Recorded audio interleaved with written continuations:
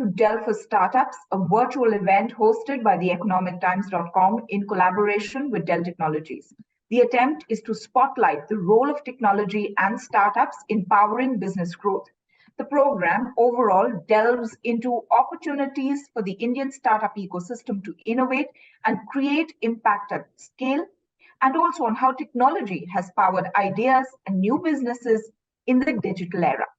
I'm Iloni Bhatt, and let's begin with the keynote address. And I'm very happy to welcome Shekhar Nair, Managing Partner and Co-founder Upekha, to give us his thoughts on innovation and impact, opportunities for the Indian startup ecosystem to fuel India's decade. Upekha is a SaaS accelerator and an early stage fund. Mr. Nair, thanks so very much for joining us today. Thank you, Miloni. Tell us a bit about Upekha. On your website, it says a SaaS accelerator and early stage fund for founders who care about optionality. The optionality bit is quite intriguing, so tell us a little bit about it and also about yourself. Sure. So we believe that there are a lot of deserving startup founders in India. 20% of these startup founders and startup categories can be and will be supported by the investment community, right? And the reason for that is because the philosophy of funds, does not allow funds to be able to support and invest startups that have limited TAM, right? Or TAMs that are not very large. They don't get supported, right? So our belief is that we want startup founders to have meaningful founder outcomes. It's not about building unicorns, but it is about building successful businesses that solve a big problem value, and being able to have a founder outcome that founders are happy and the team is happy, right? And this can be done by doing smart fundraisers and by being able to build businesses in a very capital efficient manner. Startup founders can achieve this, right? And one of the things that we believe is that when you build capital efficient businesses, which we call the value SaaS way, right? Building a value SaaS business, we believe that startups can keep control of their journey and have the option to choose whether they want to be a founder forever or whether they want to raise money through a VC and scale up, or to be able to build something that is of strategically important or of value to some other bigger organization and exit by actually selling their technology and company to a larger organization. So this multiple paths that the startup founders have is what we call as optionality. And you lose this optionality the moment you take a professional investment or an investment from a VC, because the VC fund philosophy does not allow you to keep any other options open other than going for a VC high scale and then exiting out. Right. So thank you very much for that explanation. And, if you could begin, with the keynote address, especially because, right now, Mr. Nair, as we know that funding is very tight, globally, we know that economies will take a hit. And the India story, many say, is intact. We're still deeply linked to the global value chain, and businesses will definitely feel the chill. And, we have seen news percolating down how funding, we're going through a funding winter, and how a lot of startup businesses have had to let go of people and, come back and be capital efficient, as you mentioned. What are the opportunities then, that the Indian startup ecosystem can leverage, even in these really tough times, which can contribute to the overall economy? No, you're absolutely right. The capital markets are tight. After a hyper scale or hyper growth period in 2021, 2022 saw a significant correction, significant shedding of excesses. And what we saw was valuations were down, funding was at its lowest, M&A was at its lowest, IPO was at its lowest. And we also saw that the Nasdaq market was down by 33%. And with the interest rates increasing in the US, the Fed increasing the interest rates to actually control inflation.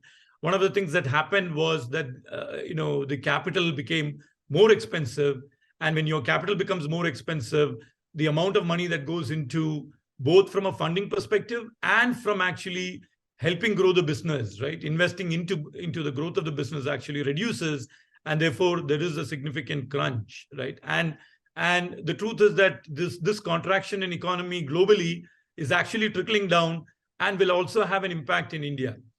The good news, however, there is a couple of good news here, right? One is that India tends to be inherently more capital efficient, okay? And what we have seen is that if you look at software as a service, as a business model, then the fundamentals are very strong. So even for the cohort of companies where the valuations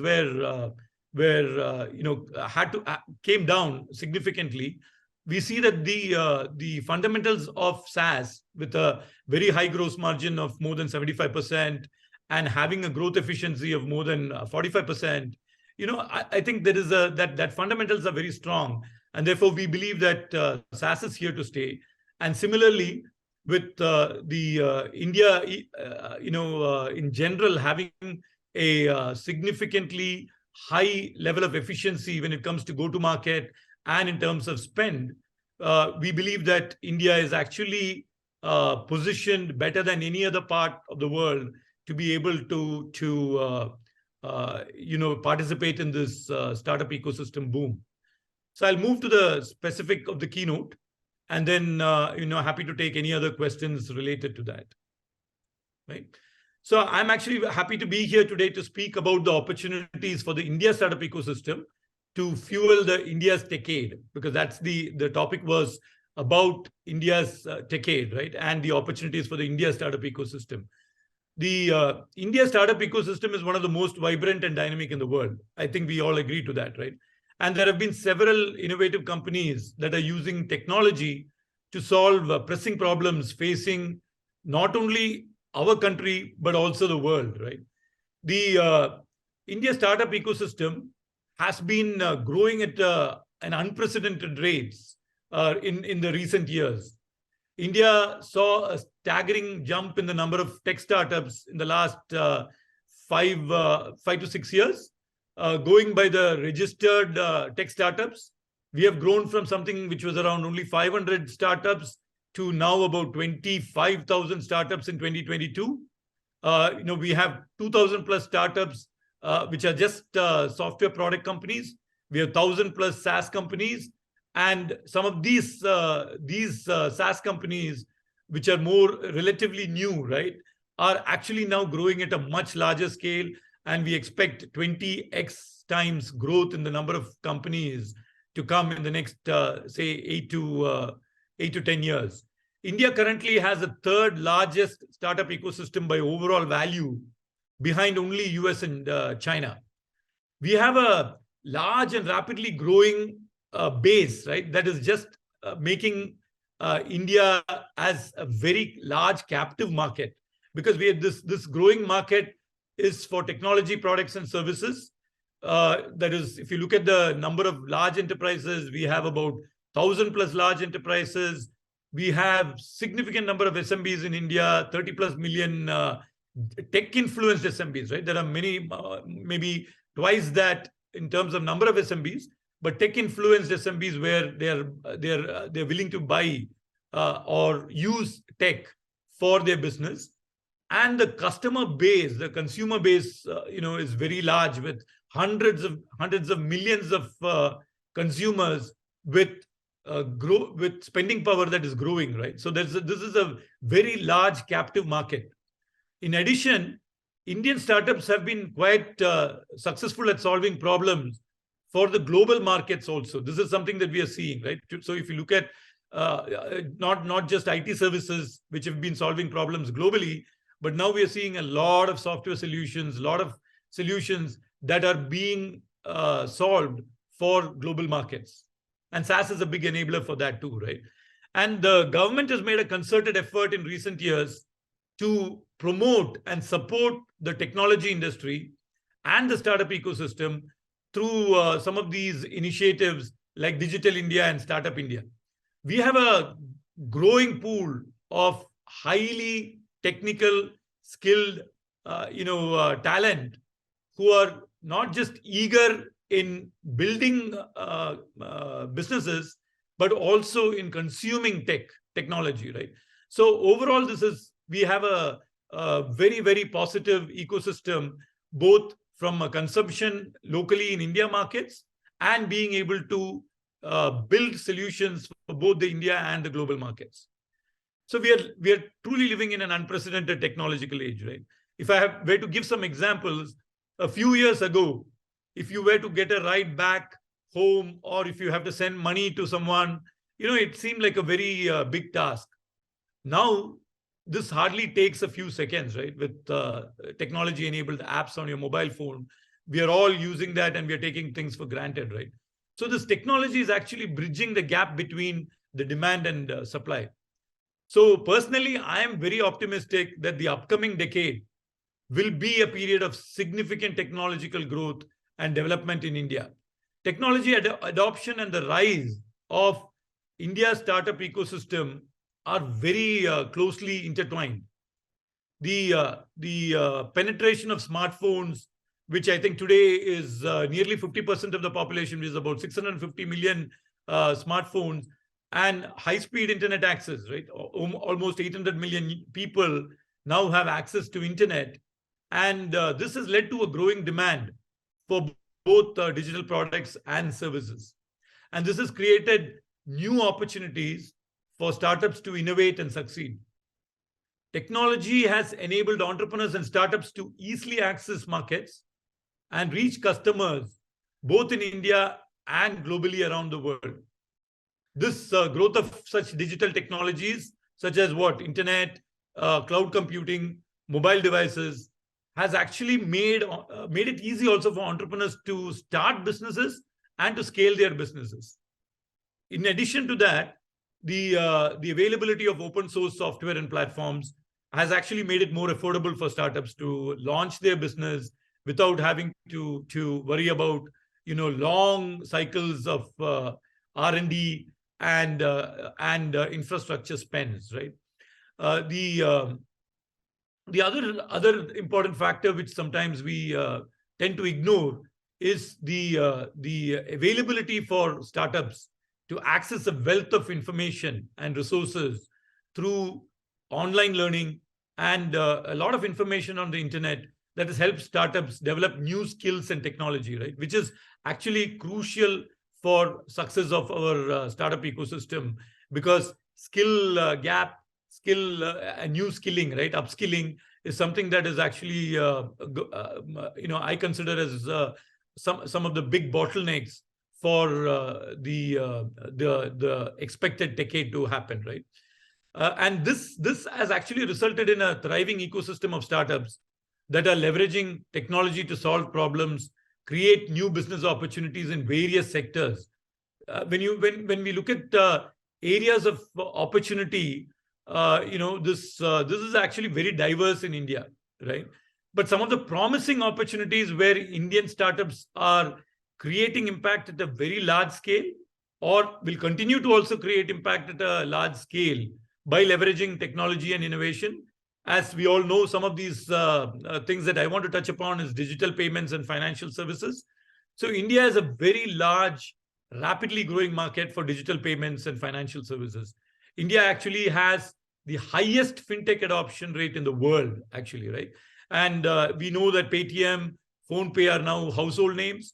The fintech sector has attracted significant amount of investment, $24 billion of investments.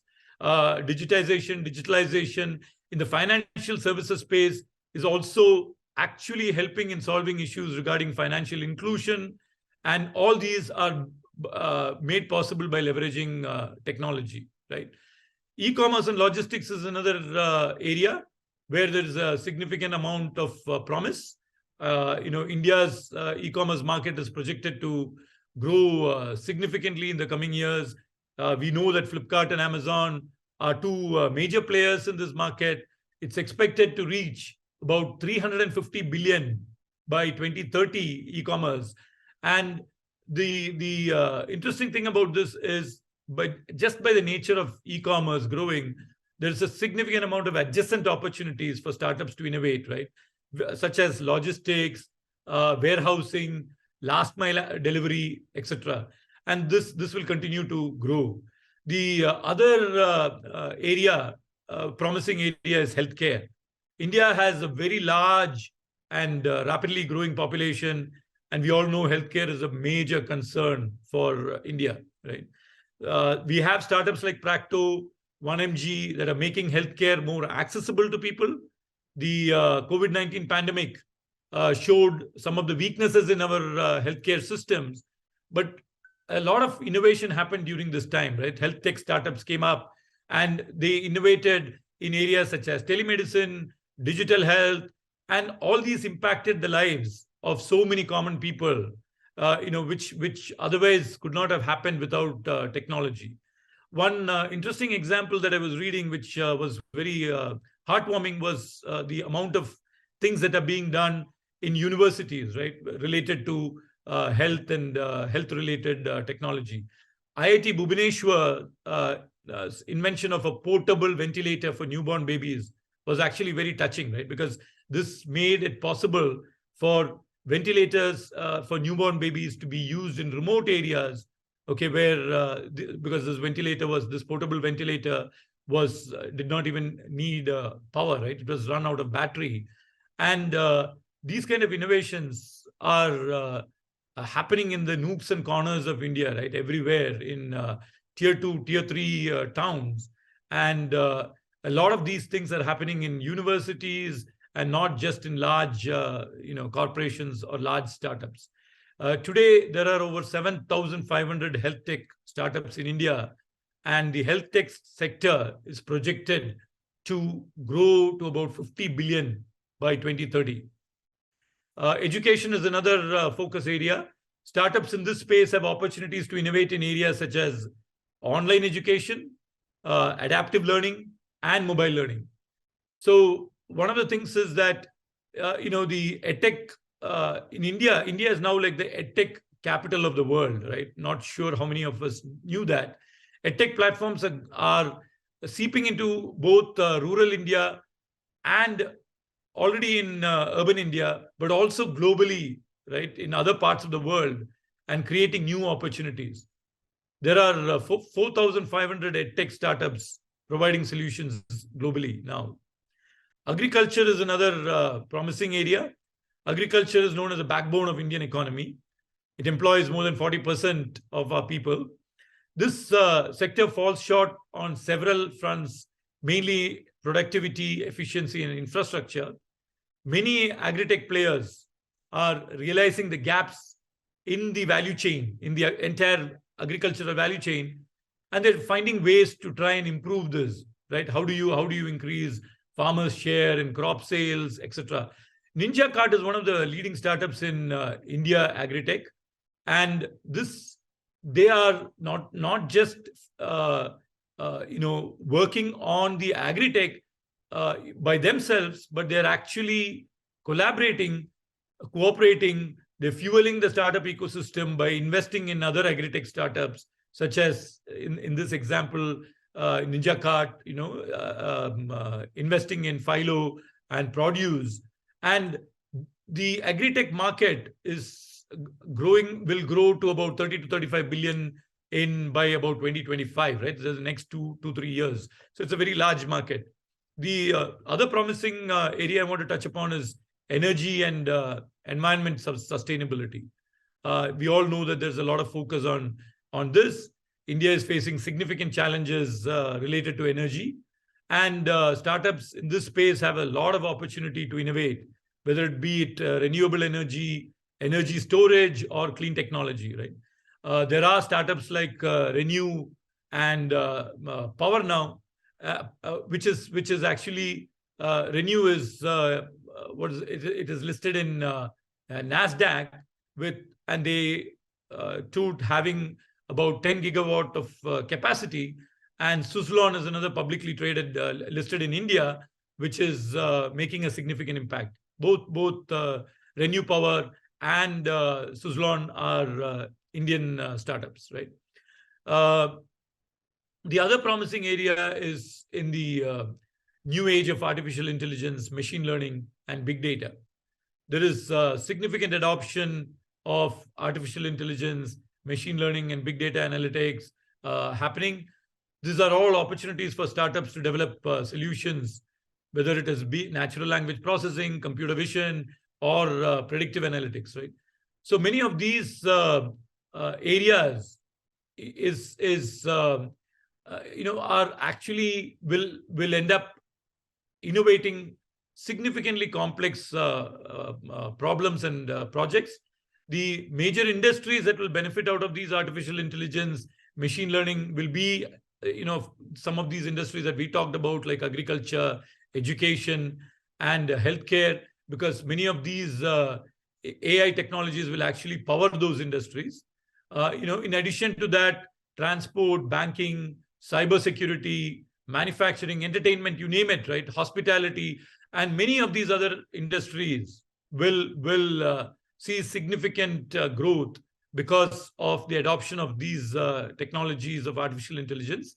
These disruptive technologies will create significant impact both to the lives of common people and to businesses in India and globally.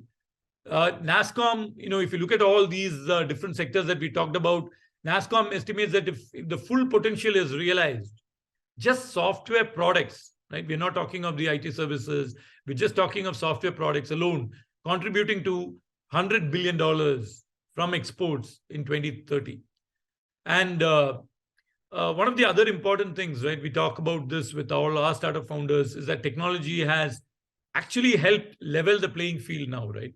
And entrepreneurs, what we're finding is that they can sit anywhere in India, be it in metros, towns, or even villages, right? Today, with some of the initiatives of putting optical fibers all the way to villages, there is no reason why innovation cannot happen in any of these places. And we are already seeing that, right? We are able to innovate and create impact from anywhere.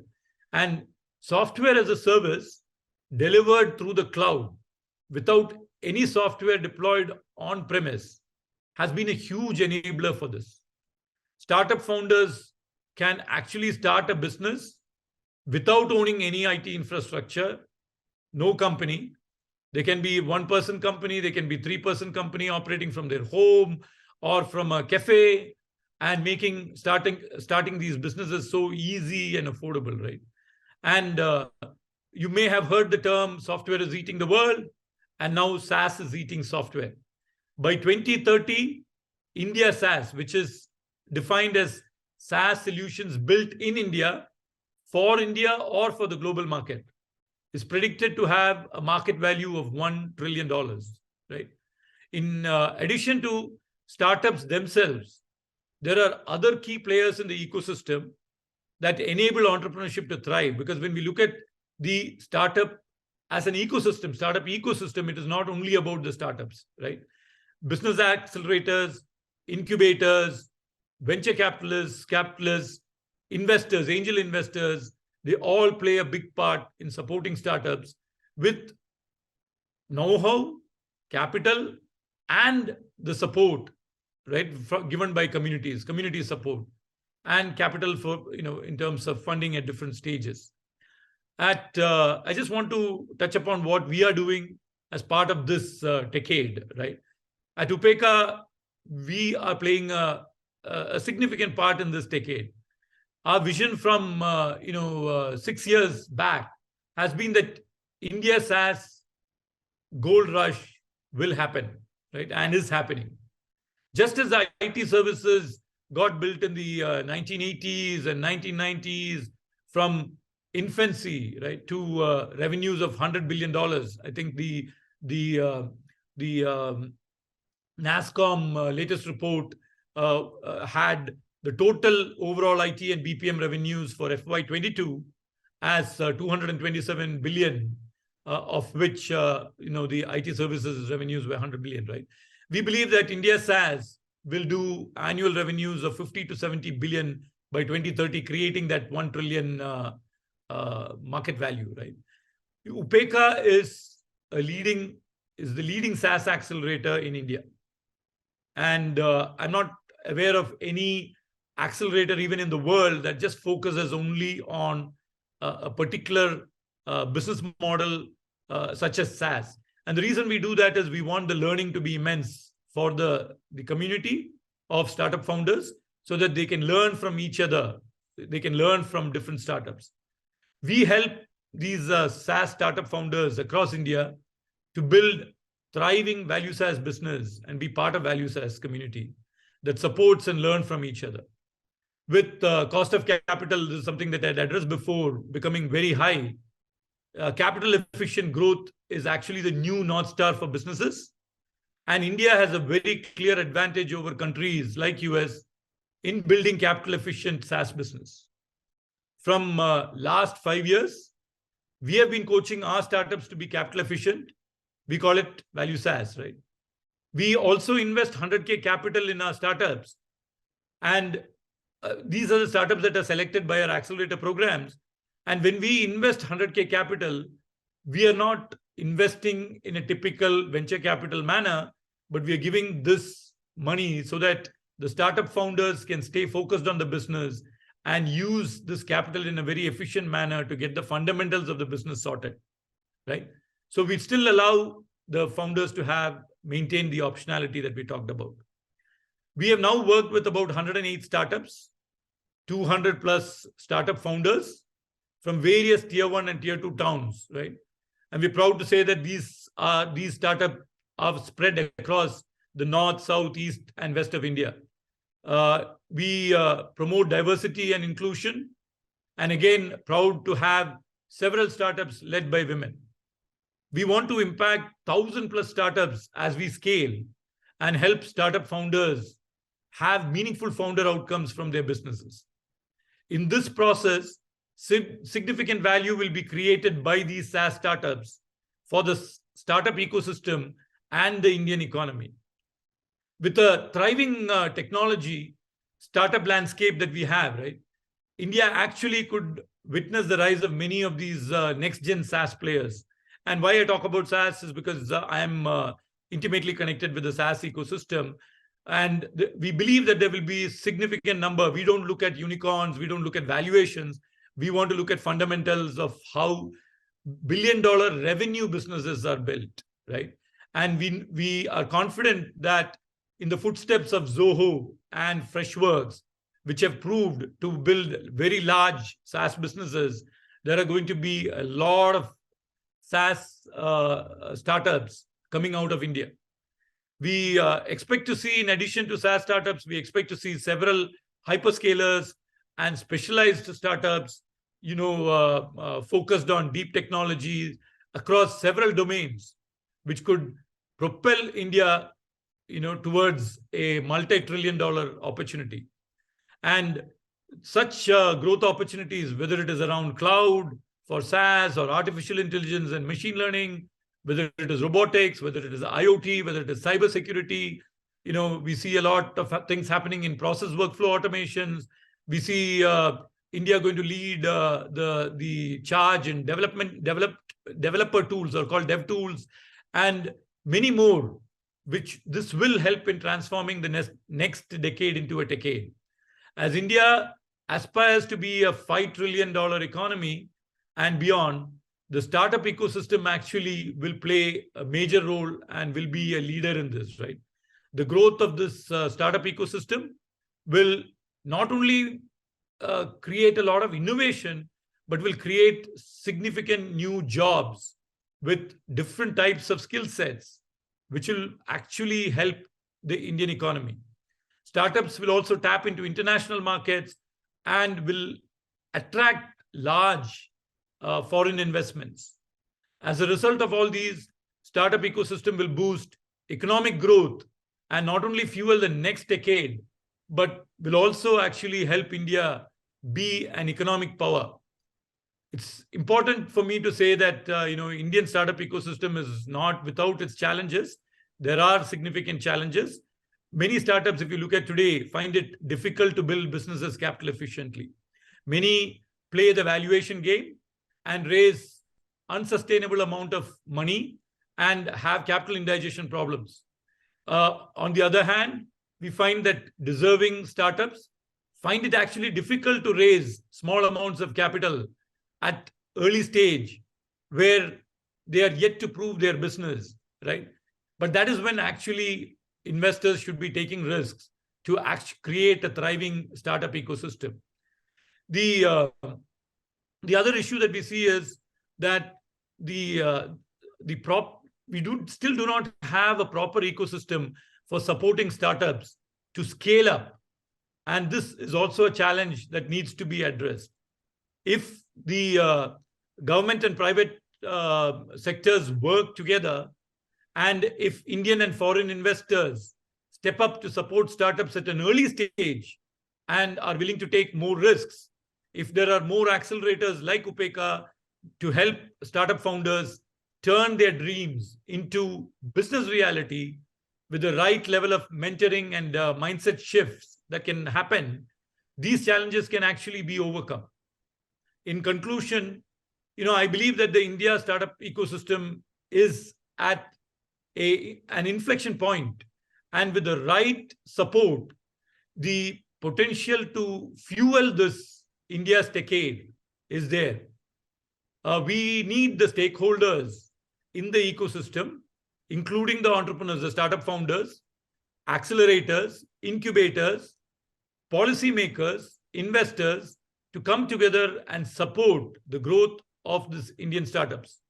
Together, I'm sure we can build a future where Indian startups lead the way of technology innovation and adoption for the next decade and be the technological superpower in the world. I would like to end with this. Thank you.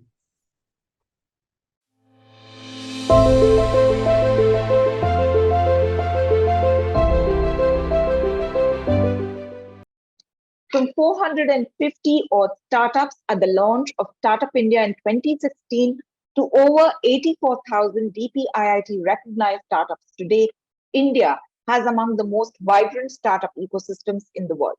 And whether big or small, all businesses are investing in, adopting, leveraging technology in an attempt to solve complex and diverse challenges.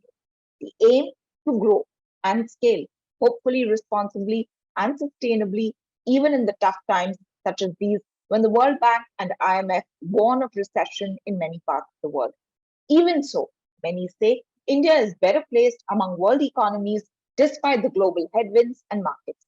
But as the going gets tough, how can startups leverage technology to achieve scale and save costs? I'm Maloni Bhatt, and I have with me entrepreneurs, VC, and ecosystem stakeholders to get a sense of how businesses can not just grow, but thrive.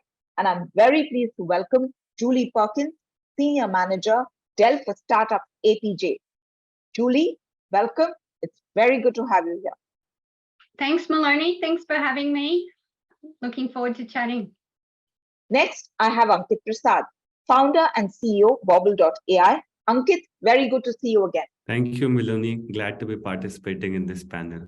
Gaurav Tripathi, Founder and Executive Board Member, InnoPlexus AG joins us. Gaurav, welcome.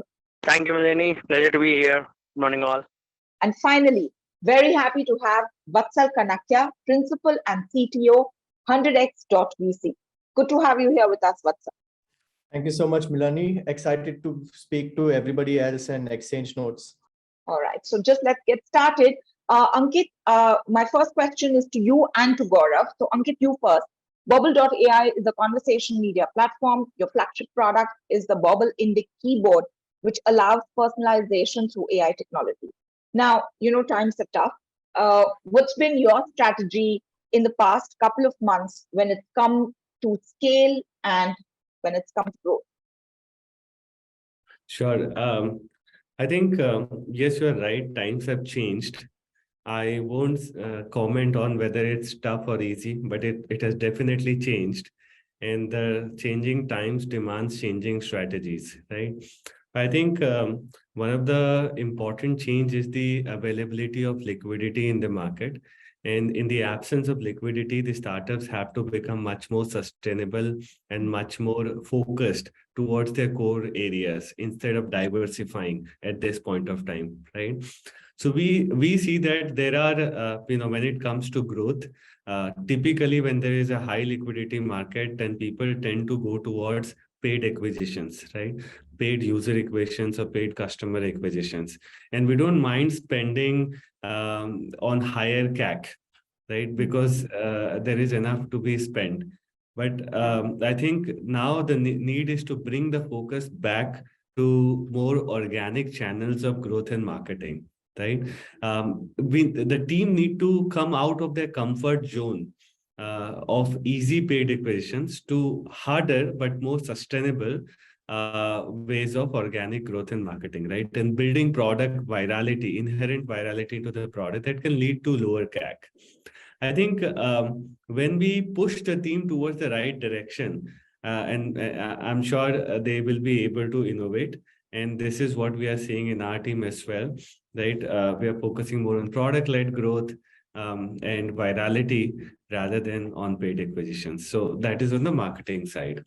Now, if you talk about how do we sustain with lesser liquidity, then the other two areas which requires optimization to a greater extent is people resources and secondly technology cost, right?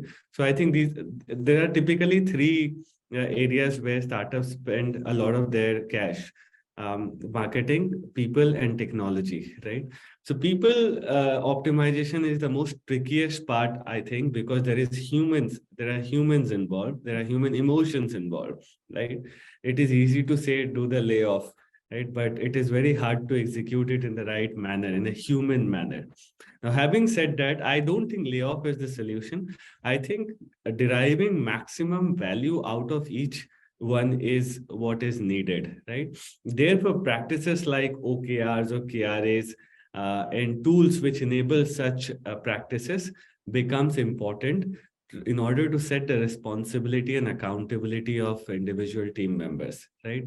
Tools which helps in building the motivation and engagement within the across teams within the organization also becomes equally important. Tools like Slack or MS Teams, etc. Right? There are so many.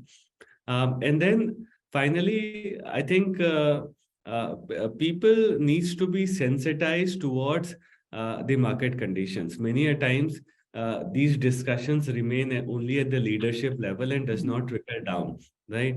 And that leads to difference in expectations. People are, they have been used to living a different lifestyle last year, right?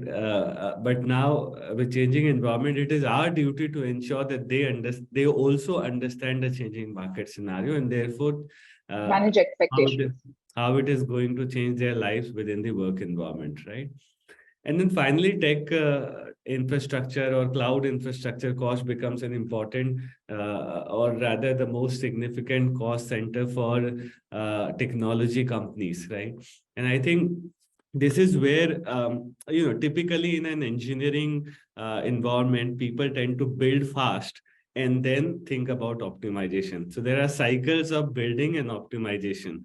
I think current is the cycle of optimization. And with basic level of optimization, 20 to 30% of the cost can be easily saved. We were able to save up to 40% of our cloud infrastructure cost by doing some advanced level of optimization because we asked the team to not build new stuffs, rather optimize the existing ones. Yeah, so I think if these three cost centers are handled carefully, rest of the things will start falling in place. Yeah, very interesting insight there where you manage to rationalize costs, where you're looking at people and managing their expectations differently. And then, of course, the CAC, the customer acquisition cost, have also been greatly rationalized. Gaurav, Innoplexis AG is an international AI and blockchain-based drug discovery and development company. Taking off from where Ankit has left us, in the face of the tremendous market uncertainty, the global headwinds, is there a shift in priorities when it comes to cost and rationalization of growth, perhaps, for you? We completed 11 years recently. So in this, we have seen the cycles, we have seen the corrections, and based on our experience with the last one, and it happened last 2 cycles, we see that these times are actually good. Yeah, as Ankit also pointed out, there's a time when you can use corrections to actually correct the course. Yeah, in multiple aspects. One of the aspects, like for us, we have been all this while. We have been enterprise focused, and our clientele has been the big pharma in Europe and US, right? And but when we had faced the headwinds earlier, we realized that we need to strike a balance. So when things were going good, we actually invested on the B2C side of things, right? We sensitized the team members as well. The guys, things are good today, but it's not going to stay the same. So you need to be ready. You need to think ahead, right?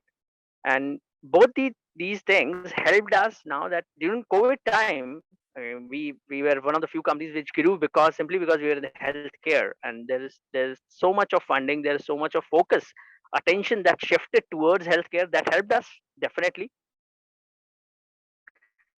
But post that, we realized that given the uncertainty, given the liquidity and everything, there will be certain cuts at the enterprise side. That's simply inevitable. Yeah, it is going to happen that way. But now that we are on the B2C side, and now that India is one of the few markets which is going really still growing. Now we already have the presence in India, and this year, in fact, we started our focus in India, right? And in just last 4 months, we have onboarded 20 hospitals, and all of that started from scratch. But I'll just thank my team that since we kept them involved, our team knew how the world is moving, and we told them, see guys, we have funds, but it does not mean that we can continue spending like before, right? So let's start thinking where we can optimize and cut down before we really feel the need, right? And that helped us. I'll give a very simple example that once upon a time, what we were spending specifically for crawling, we were spending $50,000. That has been brought down to $5,000, right? And at order of magnitude change, simply because there is a huge innovation, and in fact the team has actually filed couple of patents, because that the innovation which they did is completely unheard of. It had not happened before anywhere in the world, right? There's a hardware level innovation which the guys did, and that happened because we simply cut the budget. We told them, guys, we don't have the budget, now you figure out, we have to run it.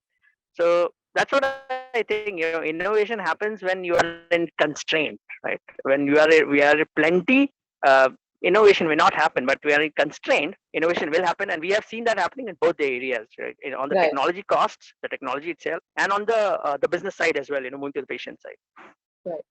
Right. It is said that only the test of fire will make minds steel. Julie, if I could come to you, you've now heard both Gaurav and Ankit. Dell is part of the enabler ecosystem for startup. India has emerged as the third largest startup ecosystem in the world after the US and China. But in the global backdrop that we see right now, how has your startup engagement evolved? And from your vantage, what is the sort of ecosystem push that startups are looking for in these tough times? Yeah, so I think India is in a really good position. They are the first country in our region, in APJ, that we have built this program for. So we know there's the market and the need for help in technology in the startup space. And like Ankit was mentioning and Gaurav, we talked about data or efficient data use, so machine learning, artificial intelligence, cloud. So these are the really important things that we need to work with startups and support them on these areas within technology. So we know that startups need to look at scaling their services, and to do that, they should look at using efficient technology.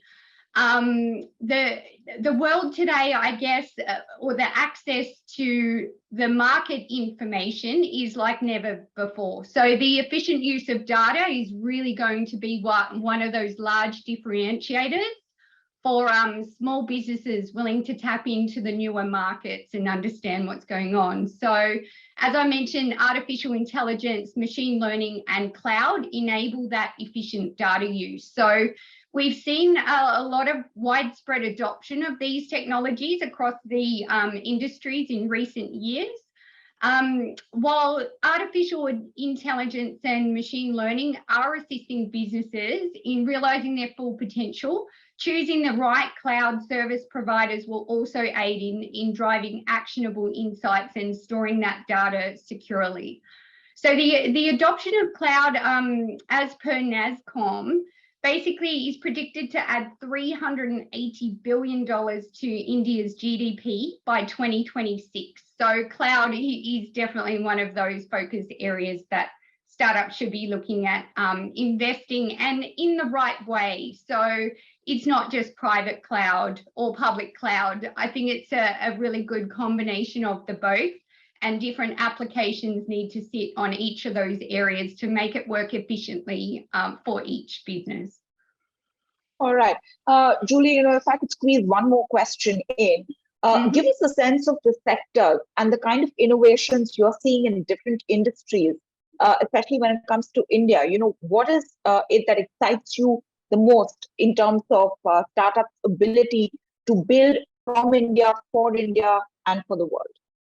Yeah, so I think, as I mentioned, and you mentioned, that India is the third largest ecosystem of startups in the world. So a very exciting place. I guess from a Dell perspective and my perspective, we want to look after small businesses and help them grow and enable them to develop into those large corporate companies and those big unicorns, and find those right startup companies that are going to help the ecosystem within the country to grow, not only from an India scale, but that global scale as well. So obviously we've seen kind of the tightness in the funding and some of those challenges within the startups world, but there's still a lot of funds in India where startups will still have great opportunities to get that funding. So what we're seeing is some of those, I guess, more targeted or different industries that have historically received funding will continue to get the funding even within these tough times. So I think from a startup's perspective, it's looking back at their business, their strategies, trying to align it as closely as they can to the historical trends that they've seen.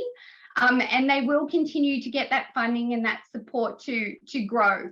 So those are, I guess, the areas that they can kind of focus on to ensure that they continue to grow and get what they need. So. All right. Okay. But which are the focus sectors for you, Julie, when you look at India? Yeah, so look, from a startup's perspective, it ranges significantly. But I guess when you're looking at the funding side of things and the support, so the historical is obviously those fields like medical, technology, marketing, like Ankit was mentioning earlier, right? So these are the areas that small businesses or companies can really help drive scale to grow into those larger companies as well. Okay, all right. You pointed out and you mentioned funding. It's the right time then for us to get Vatsal in. Startup funding, Vatsal, has seen a noticeable slowdown in the past few months. and we saw record highs, right, in 2021.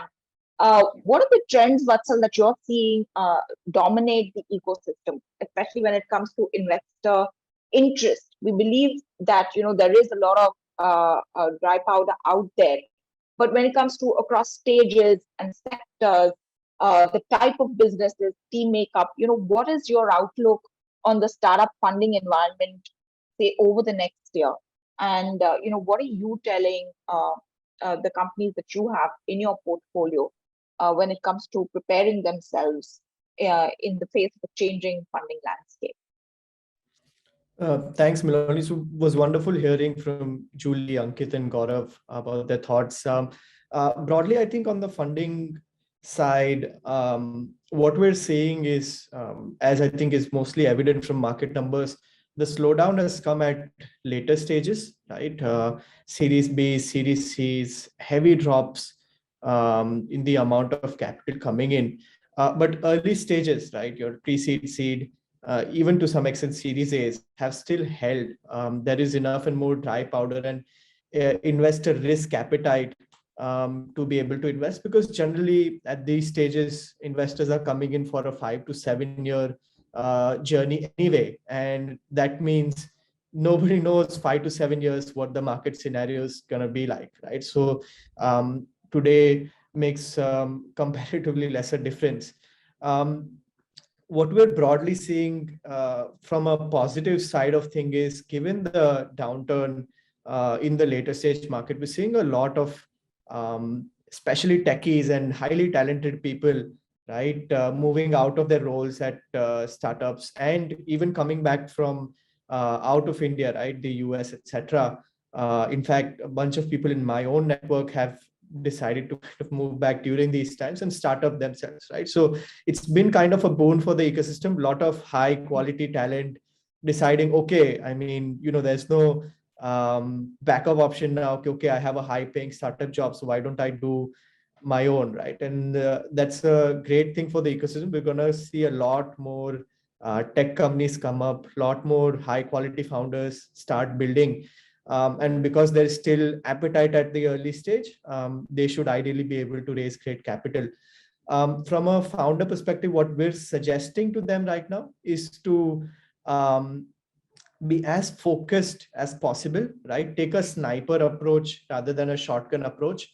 Given that there is no longer a glut of capital, especially in the later stages, have focused hypotheses, execute on those. If it doesn't make sense, change, right? Rather than trying 3-4 experiments, 3-4 hypotheses all together, right? And that is very critical to be able to showcase to follow-on investors that, hey, you're capital efficient, you have an analytical approach, you have the ability to kind of think through what you want to do, and are taking an approach which is data driven, which is thoughtful, right? Rather than just kind of trying whatever and seeing what sticks. So I think that's broadly been the feedback. Just be as focused and single-minded as possible on single products, single markets, have a clear hypothesis and execute. And then as long as the numbers come in, you should be able to raise your next round. So Vatsal, when you speak to these companies, is there a time frame that you have in mind for how long they need to continue to do this, or it's take it as it kind of comes along kind of? It's going to be largely take it as it comes along. Markets, in the end, we have a saying internally where I'm not sure what the origin of the quote is, but we say, if it's a great market and an okay founder, market wins. If it's a okay market and great founders, market wins. If it's a great market and great founders, that's where magic happens. But in the end, it's the market that dictates everything else, right? As long as you're seeing the right signs from the market, and it's a process of, like Ankit and Gaurav said, right? Setting the right processes, setting the right OKRs, KPIs, measuring the metrics and checking the health of the business continuously, right? Is it in the direction that you really want it to go? And then it's kind of a judgment call that the founder has to take, right? Okay, at this point, doesn't make sense to invest more capital, more resources into a business which is not turning out the way I panned it, I expected it to pan, right? And then they have to take a call on what to go to. But it depends on a company to company basis. We can't recommend a company ki, okay, ye time itna time hua nahi chala to band kar do, right? That has to be a founder's judgment call. Okay, Ankit, time to bring you in. See, as companies evolve, the complexity of the kind of tech that they utilize or they adopt also evolves. And our the focus of our conversation is on how does one leverage tech in these tough times to be able to grow and to scale. There's been a lot of buzz about deep tech, NLPs, IoT, Web3, metaverse. What are some of the key tech trends that you are seeing play out in terms of, say, emerging technologies that you think will be critical in the next phase of growth and advancement for you? I know you said that you are more keen on optimizing rather than perhaps picking on new technologies, but in case if you could sort of leverage, if you could weigh in on. Sure. So I see these two things very differently. Building a product around a cutting edge tech versus using tech for optimizing existing stuff, right? When I talk about using tech for optimization, I would like to mention tools like Jellyfish, for example, which allows the managers, engineering managers, and the founders to understand where the engineering talent is investing their time, right? Where the engineering effort is going. Is it going into predefined, pre-planned stories, or is it going into ad hoc tasks, or is it just getting wasted into bug fixes and regular maintenance stuff, right? Such insights, in-depth insight of where my engineering time is going every day helps us align people and bring the best outcome from them, right? So I think those tools, which are not really cutting edge tech, but rather rather something that sits within our systems to give us insights for us to take data-driven decisions, are important. Now, having said that, I think most of the tech trends, many a times it's VC induced, right? When VCs start being vocal about a particular technology during a particular time, and when all of them start talking about the same, it gives birth to multiple startups trying to innovate around that technology. I remember my own times in 2017 when we changed our name from Bobble to Bobble AI. 2017, 2018, if you remember, was the time for AI as the new buzzword in the VC ecosystem, right? And we leveraged it, and there is nothing wrong in it, right? But that's what happens. I mean, I see today there are so many startups coming in metaverse, and blockchain, etc. Many of these technologies might have good early adopters, but then there is no scale as such, right? And nobody knows how much time will it take to build innovation at scale using such technology trends. But but then there are some trends that I have seen which didn't fizzle out. Instead, it is growing in leaps and bounds. People were able to commercialize it, and it became a multi-billion-dollar market, right? One of such trends I can talk about is conversational AI, wherein I'm sure you would see the kind of market estimations that the market researchers are making with conversational AI is very lucrative, multi-billion-dollar opportunity, right? Globally. It doesn't, and the reason being, I think it is so fundamental that, conversations have always remained throughout the evolution of phones. Right, conversation have remained. Phones have evolved to smartphones and even smarter phones, and I think conversational AI is just enabling such conversations for businesses, particularly in order to generate engagement or provide customer support or to market themselves. Right, the use cases are so immense, and the playground is so huge that each of the innovation that startups are coming up with is getting pegged, right? We ourselves see, our conversational technologies such as content tech or language tech or keyboard tech. We're getting a lot of inflow of requests to try out such technologies for different business use cases, right? So yeah, so this is one trend that I would like to highlight. Startups are attempting to be efficient, to be customer centric. They're attempting to leverage tech, and all of this is also in an attempt to expand to global market. But from your perch, is there a gap that you see in the Indian startups to be able, that needs to be bridged for them to be globally competitive? And do you see that awareness in play within the ecosystem?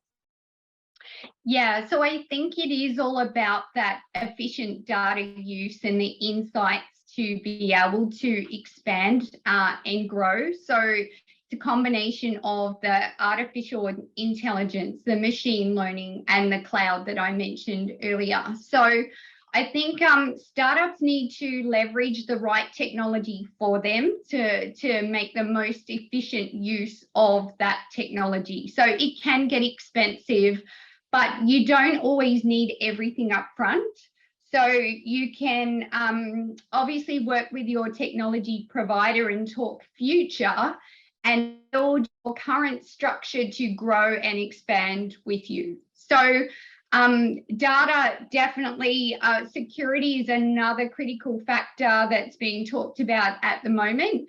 Cyber threats are obviously becoming more sophisticated, and these companies must develop a strategy to protect their data. So they need to look at things like incorporating zero trust framework so that tasks need an authentication for every single use that they do. So it's just using technology in a smart, efficient way to help them scale. And I mentioned the cloud, the public cloud and the private cloud, and using that combination of both to get the right applications on the right cloud to save costs as well as help them scale over time.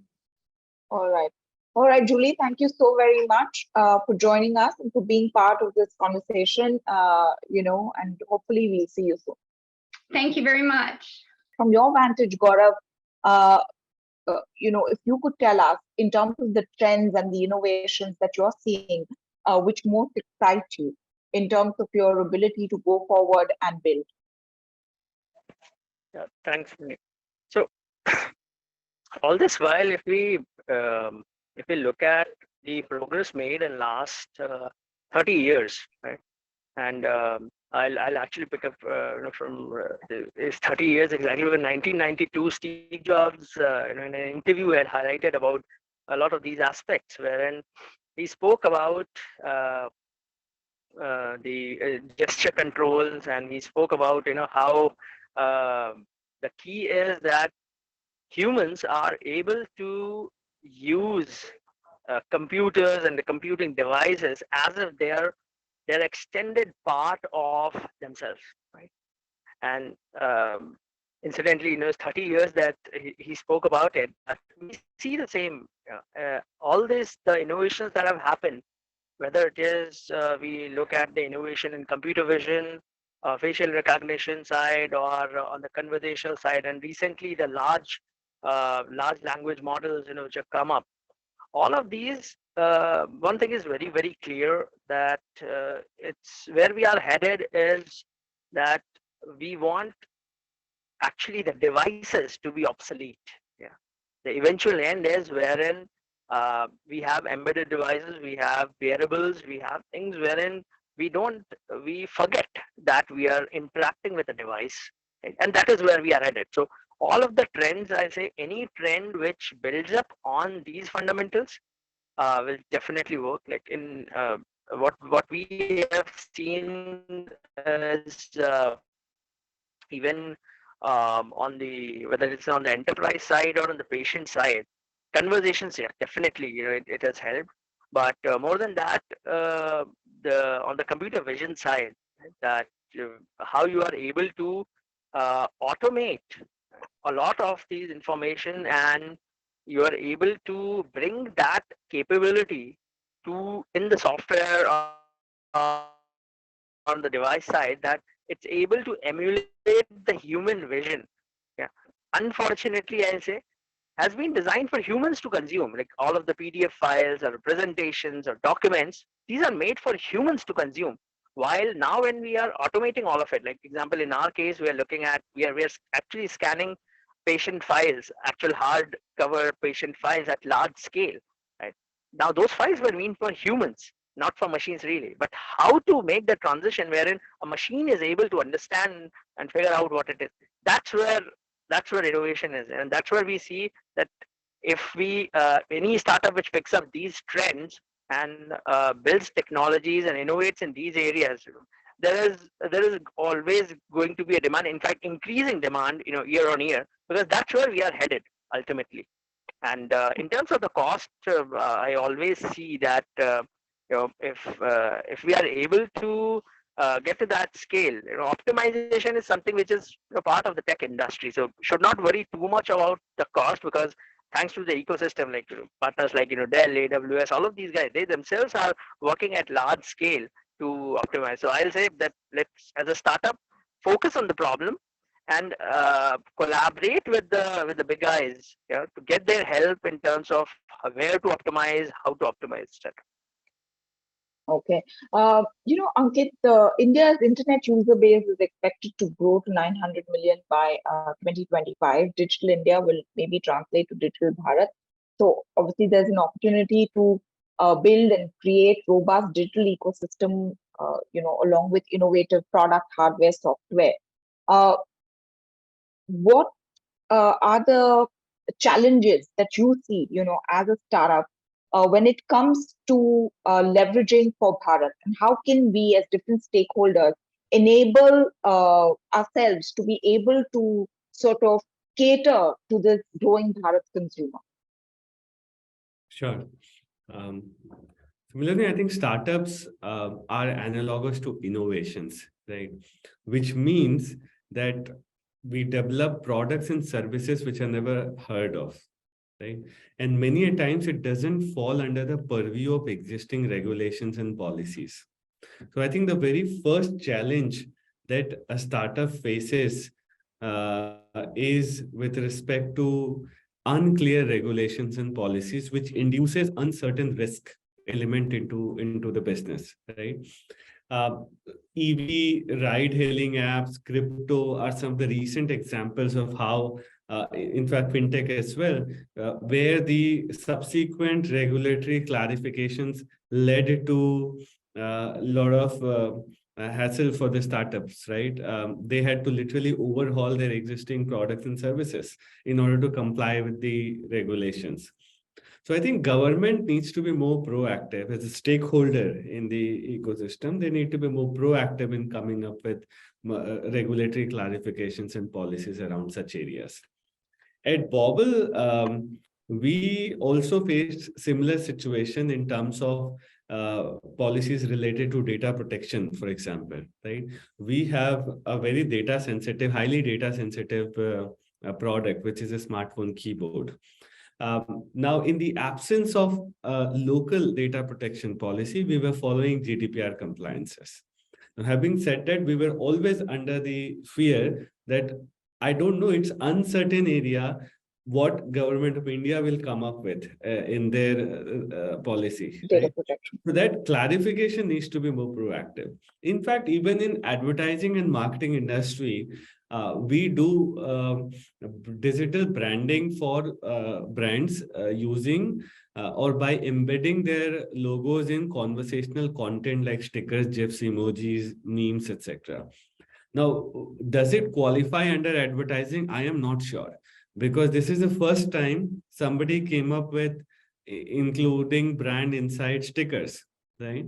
Does it come under advertising or the purview of regulations made for advertising, such as what can be done and what cannot be done for alcohol brands and smoke brands, etc., or betting and companies. I don't know, right? So these are all gray areas.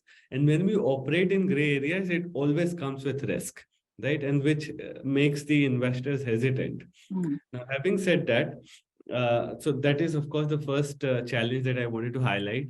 The other challenge that people started facing, especially last year, was related to technology hiring, right? The availability of talent versus the demand for talent. There was such a huge gap. It led to disproportionate increase in compensation, and we have all suffered due to it. Right now, the things are becoming better. But I think it could be, this is a more fundamental question and long-term question. How do we solve for tech talent availability, especially for startups where we do not have, you know, do not have the leverage to get the talent by paying them extra, right? We would want to rather incentivize them and take a bet on people who are here for long term using ESOPs.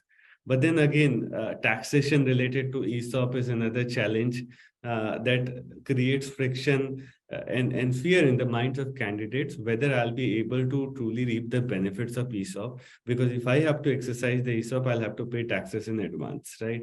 Which is a big problem. There has been a lot of improvement in the ease of business compliances for startups, especially after Startup India program. But then, things like ESOP taxation, such problems still remains unresolved, right? The points are very interesting. I mean, especially on tech hiring, and you mentioned cutting edge tech innovations that may scare away potential investors, and the fact that the government needs to be sort of more aligned when it comes to policy, because sometimes very often, perhaps startups operate in a gray area, especially where innovations are concerned. So Vatsal, do you want to input into this? Because he's spoken of the same 2 points, I think, that you mentioned in your previous answer, response, which is on the tech hiring, and the fact that the lack of policy or the gray area in policy impacts the way investors look at companies. So what's your view on that? Yeah, actually, Ankit raised a very important point. I've generally been a big believer in increasing the supply of tech talent in India. In fact, one of my core policy recommendations across the industry has been figuring out a way to legitimize and standardize a lot of the coding specific boot camps that are popping up across the country, right? There's going to be a lot of scams out there as well, promising quick money, easy jobs, etc. But there are a lot of people who are legitimately working closely with students from different fields, young students, uneducated people, helping them, learn to code, spend 6-12 months with them and help them get into the tech ecosystem, right? And I think that is a very important role to play, because not everybody in the tech ecosystem has a role where they need to really understand deep architecture level things, right? Some people can just be front-end experts, right? Be a React expert. For that, you may not need to know about operating systems, right? So not everybody needs a university degree in order to get into tech. So big believer in the space. As investors, I think most investors have kind of focused on ensuring that any company that we're investing in has internal tech talent as a co-founder. This is unlike early 2010s, when it was still possible to get funding as a business founder and say, okay, I'll just hire tech from outside. Today that is no longer an option. In the initial days, regardless of how much you raise, it's going to be very tough to build an entire tech team internally unless you have somebody to lead it. So I think that's kind of the one thing that has changed heavily, is that there is a complete focus on having technical founders. In fact, it's okay if you don't have a business founder, right? If you have 2-3 technical founders, one of you will learn how to build a business. But very critical to have tech talent as co-founders from day one. All right. This is now my last question for the three of you. Building on the conversation that we've been having, do you think we've been able to put in a strong enough foundation for the startup ecosystem to flourish? And, do you see our ability to leverage tech going in the right direction? Or, do you see us still faltering and fumbling until, we sort of come to a sort of an equilibrium? Gaurav, if you could go first. Sure. As based on what I personally have seen, so I've been into the ecosystem since 2005 itself. So I'll say definitely, things have gone, definitely 100x as I see it in terms of the ecosystem. The biggest change that I see now today is the accessibility of the technology at a level, at the rural level and even at semi-urban areas. So the students there, when I interact with them, they are very excited about the possibilities. They are talking about things, they are talking about innovation. That's what I see that the real shift has been, that we have been able to enable people at that level, because I'm a firm believer we cannot build for India, we cannot build for Bharat, sitting simply in the metros. We're being in Mumbai, Delhi, Bangalore, we cannot build for India really at that scale. It needs to come from people who are there at the last mile, tier 2, tier 3 cities, towns, villages, because they are the ones who are facing those challenges.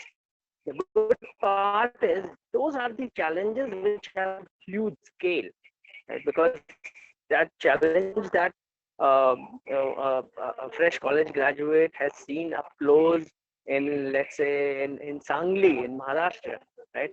That is something which you can be sure the same challenge would be faced by millions of people across Bharat. And so that's what I see, that's where we need to invest more and more. So definitely government is doing that and is putting up the infrastructure and incentivizing people at that level. Final thoughts from Ankit, both you and Vatsal. So Vatsal, if you want to go first. Sure. I think broadly, just talking about tech adoptions from an industry perspective, right? Yes, we are adopting, but I would say it's very slow. There's a reason all of these Indian SaaS companies are chasing dollar revenues and trying a US GTM, right? Obviously, is the fact that they're raising in dollars, raising at dollar valuations, and hence need dollar revenues to justify that. But B, the friction that the industry creates for them to be able to sell, and obviously Ankit can comment on this more, is just way too much, right? It's very tough for Indian founders to create any revenue as SaaS or as tech companies in India. So they naturally have to chase foreign markets where it's comparatively easier. So as an industry, we need to kind of push an agenda of creating a fair market, and where Indian SaaS companies can start selling to Indian enterprises, to Indian industries, to Indian SMBs. And I think that is the most important. So we are still very far behind on that front. When we're actually able to create a market for technology consumption with fair pricing in India itself, right, where we have our companies have the mindset of buy over build, right, where I would rather buy the software from somebody rather than think, all right, I have engineers, I can build it myself. I think that change is very critical, and that will kind of make the flywheel of Indian tech grow even faster. That's very interesting point. Ankit, final words. When it comes to startups, I think as startups, we need to stick to the first principles, right? We need to think of technologies which can be commercialized for a sustainable growth. We just can't afford to build technologies for the love of building it. And we have to have a business orientation commercial orientation within the organization. And I think this is one of the problem statement, I'm sure Vatsal might agree to this, that early stage startup tech founders struggle with without having that business acumen, which gets developed with a period of, through a period of time. And I myself have gone through this journey, and therefore I used to get a lot of bashing from the investors that you don't have the business sense. You're just building products and technologies which are not even monetizable, right? But with time, we learned how to do it. So I think yes, such mix of such mix of thought process or skill sets can be built, especially during the college days when people are learning technology and they need to learn to commercialize it. Very simple facts like what Vatsal mentioned, that Indian SaaS companies go for US GTM simply because the dollar revenue is and the adoption and the kind of paying capacity that they see there is much higher than in India, right? But we don't mind testing the waters in India. I mean, our B2B business, for example, we always test it in India because it's easier to do in the home market. But once the product is stable enough and the technology is convincing enough, it is easier to scale up in the foreign markets, right? Yeah, so this outside India GTM can be fueled by different stakeholders in the ecosystem, including the stakeholders in the cloud, for example, because it helps, especially as when we deal with data sensitive products and technologies, we need to abide or remain compliant with the local laws. Right. So if I have to go to market in Europe, then I have to, be compliant with GDPR. And that is possible only if I operate through cloud, right? Otherwise, it will be too much of a hassle for me to go and set up a data center and a team there to manage on-premises servers, right? So it is very easy to scale beyond India with technologies like clouds, with infrastructure like cloud services. And similar stakeholders in the ecosystem are already enabling it. And I think we have a very bright future ahead. Thanks so very much. Thank you. Thanks, Really Melanie. appreciate it. Thanks, Thank you. Ankit. Thanks, everyone.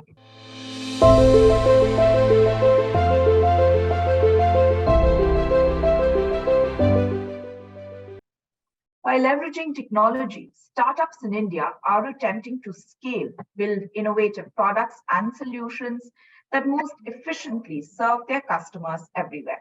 Now, today, we'll delve a little deeper into how technology is catapulting startups and SMEs in Bharat and beyond. Hello, I'm Aloni Bhatt, and I'm very glad to have with me Swati Mishra, Director and General Manager, Small Businesses, Dell Technologies, to share her thoughts on this. Swati, welcome. Thank you so much, Melanie. Glad to be here. And we're very happy to have you here with us, Swati. To begin, by 2025, India's internet user base is expected to grow to 900 million. And as users increase, the need for a robust digital ecosystem that is inclusive, that will rise. Now, Bharat businesses will need to have accessible hardware, software. So from your vantage, what will be required to address some of these challenges for Bharat startups to grow, and how can the overall ecosystem contribute? Good one, Melanie. So, let me start up by saying that Indian startups actually all on their way towards navigating their next growth phase, right? We have seen what has happened during COVID, post-COVID, right? The entire technology adoption, especially with the startups, has gone to the next level. The technology adoption before COVID was actually 29%. It jumped up to 40% during COVID. And you see there's the remaining 40% that is waiting actually in the queue to adopt technology, right? And what are the trends which are actually driving this technology adoption, the digital adoption? So it's primarily, you see, it's AI, blockchain, 5G wireless, high performance computing, and other advanced technologies. So if you actually, I'm not sure if you've seen the recent IDC survey, but the recent IDC survey said that the IT industry has seen phenomenal growth year on year, right? So, that's kind of reflection of what kind of work has been happening in this segment. And actually, if you see, the factors that are driving this growth are basically cloud-based platforms and AI-based services and cybersecurity to an extent. Now, if you see, India is well poised to become a global technology hub pretty soon. I'm sure we all know that by 2025, we strive to enter and become a growth country. And I think all these initiatives that our startups and small businesses are taking is going to put us well on that plan, right? So, and talking about the fact that by 2025, the Indian government wants us to, become a growth country. The government of India specifically has taken a lot of initiatives, especially during COVID and post-COVID, to ensure that MSMEs are able to continue on their growth trajectory. And startups obviously are a sub-segment of MSMEs, right? It's a sub part of that. So, and why? Because the most impacted segment during COVID and beyond was this segment, right? So, of course, some of the top concerns of this segment are, credit, financial assistance, skills, the availability of skills, right? So, and training being available for them, or an IT infra which is not scalable enough. So all this, the Indian government really stepped forward and ensured that a whole lot of steps were taken to enable our startups and small businesses continue on the growth trajectory. And I'm going to just highlight a few that comes at the top of my mind. So for example, 18 tech centers have been opened by the government of India, which are purely supposed to enable MSMEs to learn and adopt technologies, right? And from what I read, the Indian government has a plan to take it up to 153. And that's massive, right? That clearly shows the focus that our government has on the sector and how they want them to grow. Under the Atmanirbhar Bharat scheme that all of us are aware of, the government introduced an emergency credit line, a guarantee scheme of 3 lakh crore for collateral-free automatic loans for businesses, including MSMEC, of course, right? A 50,000 crore equity infusion through Self-Reliant India Fund was done by the government of India. The registrations that MSMEs were able to do through the Udyam portal has been made so easy so that they're able to register and move forward faster. And last but not least,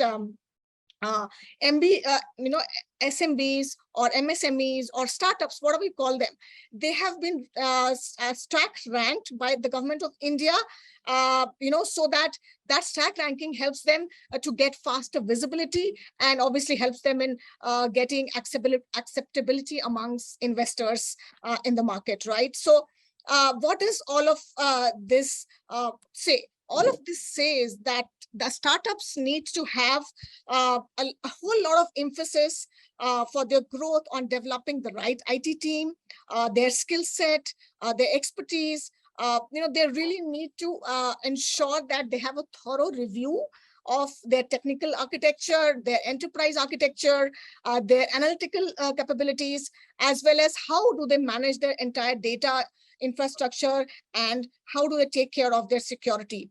And that's when Dell comes into the picture, right? Now, this is the whole background, right? I was just talking about the startup ecosystem, what challenges they faced, how they have upscaled themselves, enabled themselves, how the government of India has helped them to continue on their growth story. And then this is when we come to the picture, right? What does Dell help to do? If you see, our core vision is to bring about social change and to bring about progress through technology into the startup ecosystem, right? We have been doing this for the years, right? We kind of have expertise in this, and we are now ensuring that we become the huge enablers to the startup ecosystem in writing their growth story. We are focused on ensuring that these, we specifically target the startups in the early stages, right? That's our focus, right? So within the Dell ecosystem, while we have various segments, the startup segment ensures that we invest time on startups which are early in their story, because that's when the whole digital story gets written. That's where that's what puts you on the right trajectory for success, sets you up for success later through the return on investment in terms of what you're investing for your future, right? So I would say that we enable these startups, with scalable technology resources, and that's exactly what they need to build the right IT infra and the framework for their future growth. So that's what we do, Melanie, and that's what we have been doing for decades, and we are good at. All right. Swati, you mentioned how startup businesses, are adopting technology and the fact that they are also attempting to adopt cloud-based solutions, in an attempt to drive scale and to drive business efficiencies. But, specifically, if we speak about expanding to, say, global markets and being competitive there, give us a sense, for instance, how Indian startups can harness the power of cloud tech. So, Melanie, you actually hit at the right point, because this is a hot topic of discussion across the IT industry and across forums. And let me give you my thoughts on what you asked just now, right? So there's no doubt that cloud-based solutions come as a natural choice for any startup when they are in their early stages, when they are in their infancy, right? And there's a reason behind it, right? And what's the reason behind it is when a startup is in its early stage, this is where they require agility, as well as they need to have access to very vast range of solutions that can take them faster to the market, right? And as otherwise, if you see, these solutions are pretty time consuming, heavy on investment specifically, right?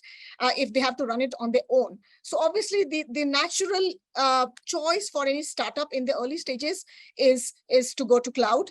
And we pretty much know that 3 M's are extremely important, and not only for startups, for any businesses which is looking with a solid, to be starting with a solid beginning, right? And which is money, manpower, and moment, and basically time. When I say moment, right? And this is about the time to market has to be short, and the success needs to start showing up, right? So that's when most of the startups kind of resort to cloud. But then what happens when the startups are no longer in the early stages, right? When they are on a growth trajectory already.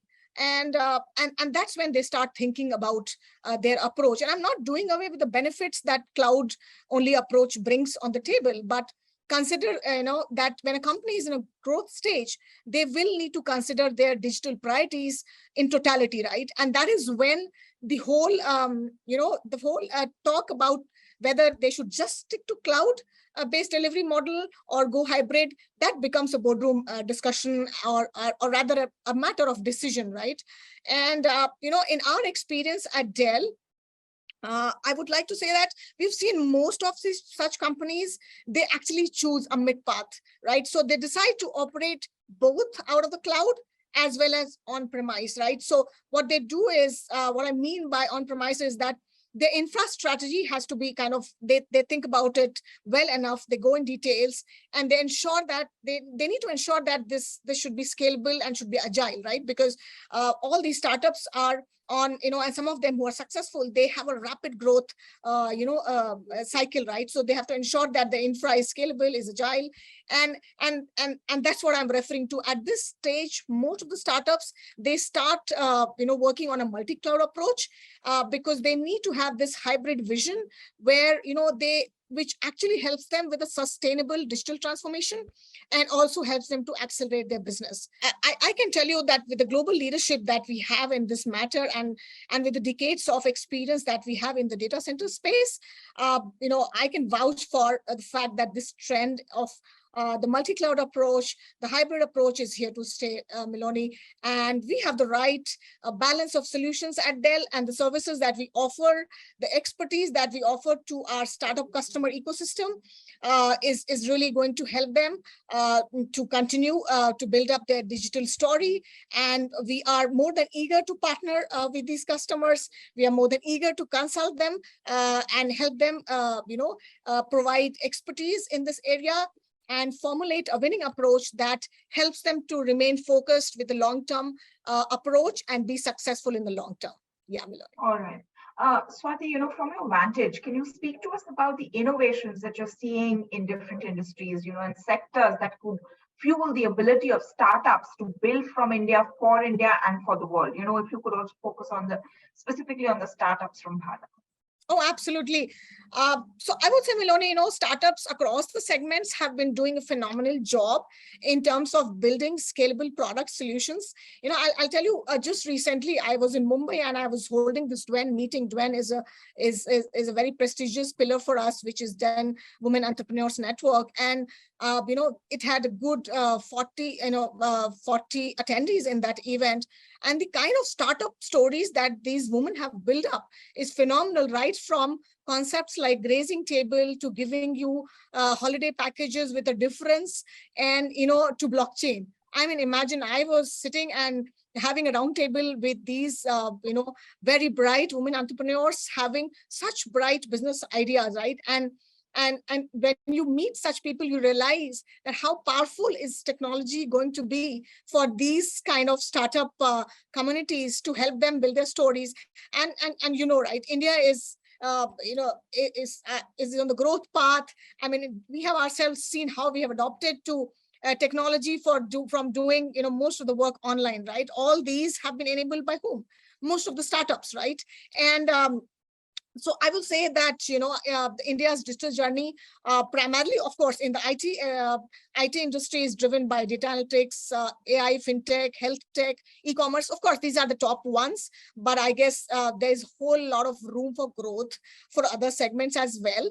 And all of these has kind of open doors for a lot of new innovations and business models that I just spoke to you about, right? So these entrepreneurs have thoughts in with them. They have a story. They have started off, probably from their homes, and this is when Dell, of course, comes into the picture to help them, build us infra that helps them to multiply their business, not only in India but go overseas, with the right set of investments in hand, right? So.